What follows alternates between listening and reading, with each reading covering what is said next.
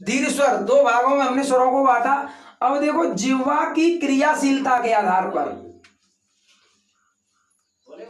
जिह्वा की क्रियाशीलता के आधार पर, क्रियाशीलता के आधार पर, जिह्वा की क्रियाशीलता के आधार पर स्वरों का वर्गीकरण, स्वरों का वर्गीकरण,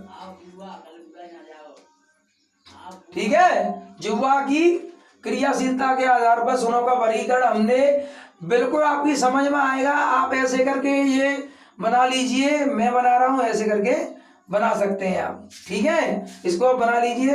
नंबर 1 यहां पर डालेंगे अग्रस्वर,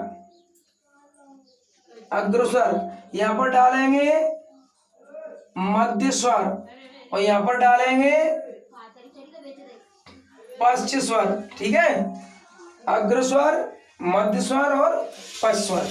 अग्रस्वर में वे स्वर जिनको उच्चारण करते समय हमारी जीभ का आगे का भाग सक्रिय रहता है, ठीक है। जीभ के आधार पर है, तो जीभ का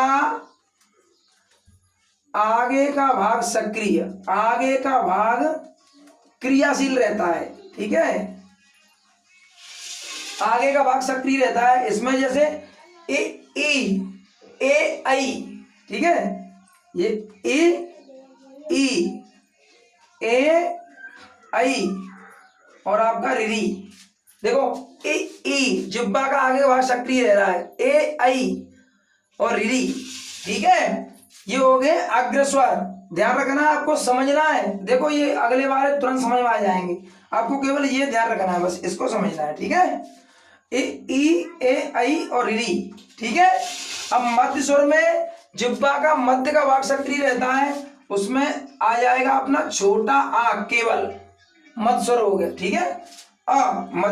प्रश्न में आ सकता है निम्न में से मध्य स्वर है, तो आपको क्या करना है, छोटा आ, बस ये मध्य में रखना है। ये दोनों समझने हैं। और बाकी के जो स्वर हैं, ठीक है, देखो छोटी ई और बड़ी और ए आई और री, ये हो गए अग्रस्वर, मध्य स्वर, और बाकी के स्वर है उनको याद करने की जरूरत नहीं है, उसको पटक दो पश्च स्वर में। अब ये तो बाकी, जैसे मान लीजिए देखो छोटा आ हो गया, और वो सॉरी छोटा इसमें आ गया, बड़ा आ, ठीक है।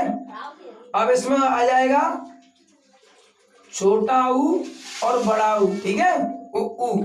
ए इसमें आ गया, अब इसमें आ जाएगा ओ औ, ठीक है, और ये ओ भी आ जाएगा। ये ग्रही स्वर है, ठीक है। ये अब देखो आप आ देखो ई ए आई, ये हो गया अग्रस्वर, ठीक है। मध्य स्वर में आ, और पश्च स्वर में जो भी इनके बाद बचते हैं वो हो जाएंगे पश्च स्वर में। ये तो बड़ा आ पश्च स्वर जाएगा। पीछे का भाग, जिह्वा की पीछे का भाग सक्रिय रहता है, जैसे आ ओ, पीछे का भाग सक्रिय रह रहा है, ऊ ओ औ, पीछे का भाग, ठीक है। और तो आपको ये समझना है। तो जिह्वा की क्रियाशीलता के आधार पर स्वरों का हमने 3 प्रकार से वर्गीकरण किया है, अग्रस्वर, मध्य स्वर और पश्च स्वर। अगर आपकी समझ में आया है तो आप मुझे व्हाट्सएप पे या कमेंट करें, ठीक है। आज के लिए इतना ही, धन्यवाद।